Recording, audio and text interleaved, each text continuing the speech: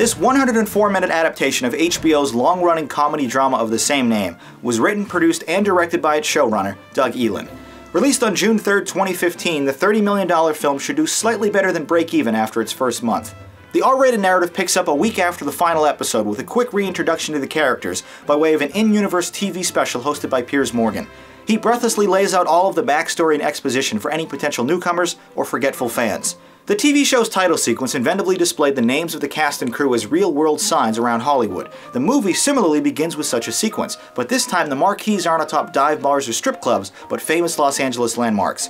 It's a subtle but accurate metaphor for the entire film, a familiar echo of its past, but done in a bigger and better way.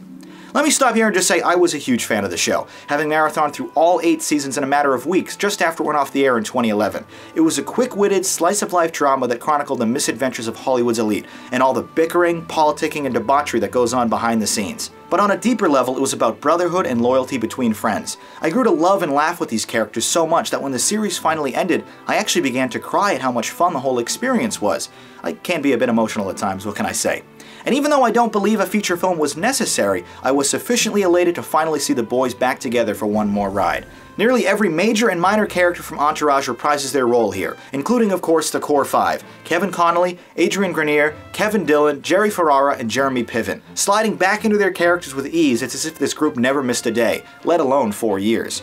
Connolly is his normal worried self, especially after he believes he may have gotten 2 girls pregnant at the same time. Grenier is full-heartedly trying to direct his first feature film. Ferrara, now basking in a tequila fortune, attempts a courtship with MMA fighter Ronda Rousey, and Dillon provides ample comic relief while struggling to maintain relevance as an actor.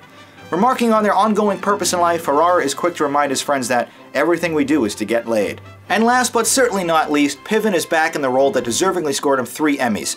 Once again incredible as the loudmouth agent turned Hollywood exec, smashing pictures at his therapist's office when a business call delivers bad news. Vinny has been on sets before, so I expected more from him. I told you he was gonna yell at me. Yeah, but he's yelling about me. What'd you spend the money on anyway? I mean, I know it wasn't on Turtle and Craft Services. You like the new svelte frame, huh? You look like Karen Carpenter. What did I tell you when I gave you $100 million? What did we tell you? You agreed to not go over. We told you it wasn't enough. But you agreed to not go over. Because you said I couldn't direct unless we agreed. It's like when a girl asks if you want to bang her hot sister. Of course you say no. Neither of you really believes you mean it, though. What is he doing here? The expletive and nudity-filled plot bounces around between these 5 characters and their intertwining storylines, as the group struggles to save their reputations and career. But honestly, the stakes are even more meaningless than ever. Yeah, it'd be nice to see them succeed, but the group are already worth hundreds of millions of dollars, so even if the worst-case scenario does happen, it's hard to feel bad for them.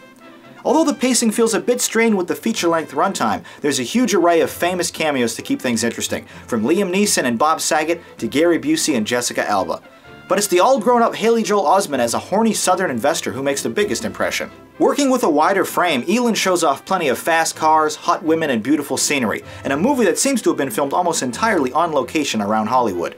Much like the show, plenty of recognizable pop songs adorn the soundtrack during pivotal moments, which take the place of a more traditional score. This is a shallow, consequence-free story that's generally rather forgettable, but for the followers of the series it's like putting on an old pair of shoes, comfortable and familiar in the best way possible. They say you can't go home again, but the Entourage film proves otherwise. A wonderful big screen send-off, especially for the fans. I thought it was a good film.